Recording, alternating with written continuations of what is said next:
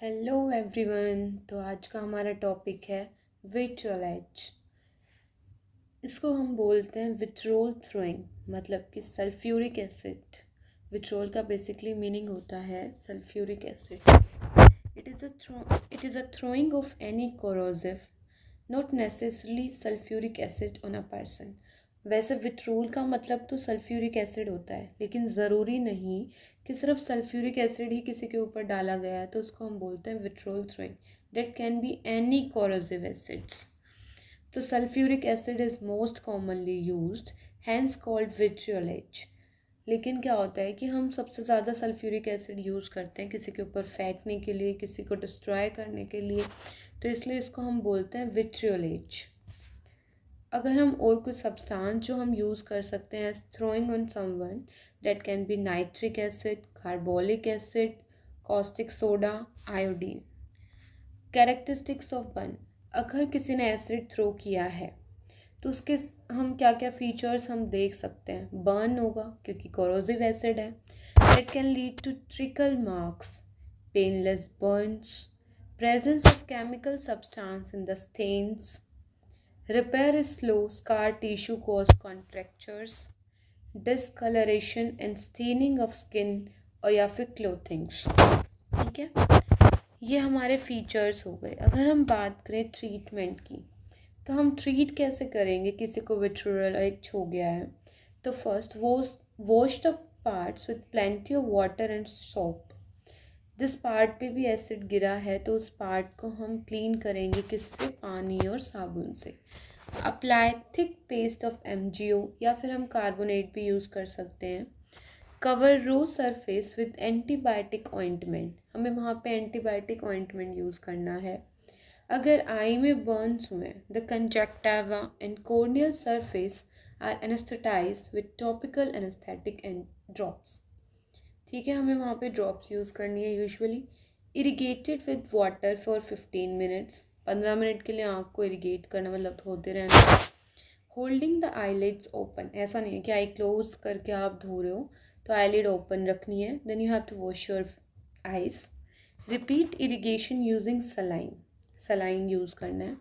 pH 7 होना चाहिए। Eye drops containing antibiotics and steroids are helpful. अगर हम बेसिकली यूज़ करें, हेल्पफुल जो है हमारे लिए वो एंटीबायोटिक्स हो सकते हैं या फिर स्टेरॉइड्स हो सकते हैं। अब अगर हम बात करें, हमने पढ़ा कि विट्रोलेट होता क्या है, उसके कॉमन फीचर्स क्या होते हैं, उसका ट्रीटमेंट क्या होता है, फिर आता है इसकी मेडिको लीगल इम्पॉर्टेंस क्या है। It can be a grievous hurt. हमने ग्रीवियस हर्ट किस में पढ़ा था? इंजरीज़ में, कि भाई ग्रीवियस इंजरीज़ कौन सी होती हैं। फर्स्ट हमने मैस्कुलेशन पढ़ा था, then permanent privation of either side of eye. अब देखो, एसिड अगर आई में गिरता है तो a person can be blind, तो हमारी किस में आ गई? ये ग्रीवियस इंजरी। फिर हमने पढ़ा था कि permanent privation of either ear, तो ईयर में भी डिफॉर्मिटी हो सकती है। बाई चांस टिम्पैनिक मेम्ब्रेन में एसिड चला जाता है, इट कैन डिस्ट्रॉय डेट, तो it can also be a grievous hurt.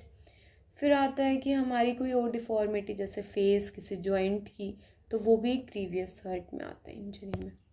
It is a punishable, और हमने पढ़ा है जितनी भी ग्रीवियस हर्ट वाली इंजरीज होती हैं that are punishable offence, comes under punishable offence. It is a punishable under section 124(1) BNS, Bharatiya Nyaya Sanhita, for 10 years to life imprisonment. हो सकता है उसको 10 year, डिपेंड्स अपॉन कितना डिस्ट्रॉय है। 10 साल से लेके लाइफ इम्प्रिजमेंट एक पर्सन को हो सकती है। A fine paid to the victim, fine देना पड़ सकता है। एंड अंडर सेक्शन 124(2) BNS, वो 1 के अंडर थी। अगर वॉलेंट्री थ्रोइंग है या फिर अटेम्प्टिंग टू थ्रो एसिड, किसी ने वॉलेंट्री थ्रो किया या फिर किसी ने अटेम्प्ट किया है किसी को एसिड डालने का, imprisonment for 5 to 7 years and fine, उसको ये दोनों चीज़ें हो सकती हैं। तो लेट्स सी अ पिक। सी, ये एक फीमेल है जो एसिड अटैक की शिकार है। इसको सल्फ्यूरिक एसिड इसके फेस पे डला है, तो we can see these are the burns. देखो ब्लाइंड हो गई है, तो इट कम्स अंडर। इसका नोज डिफॉर्म हो गया है, cosmetically it is not looking good, burns हो गए हैं, स्किन कॉन्ट्रेक्चर्स हैं, तो it comes under grievous hurt. तो जो जिसने किया है it can have imprisonment, person can have fine, या फिर 5 to 7 years इम्प्रेजमेंट्स। तो it was all about vitriol as. I hope समझ आया होगा। So please do like, share and subscribe. Thank you.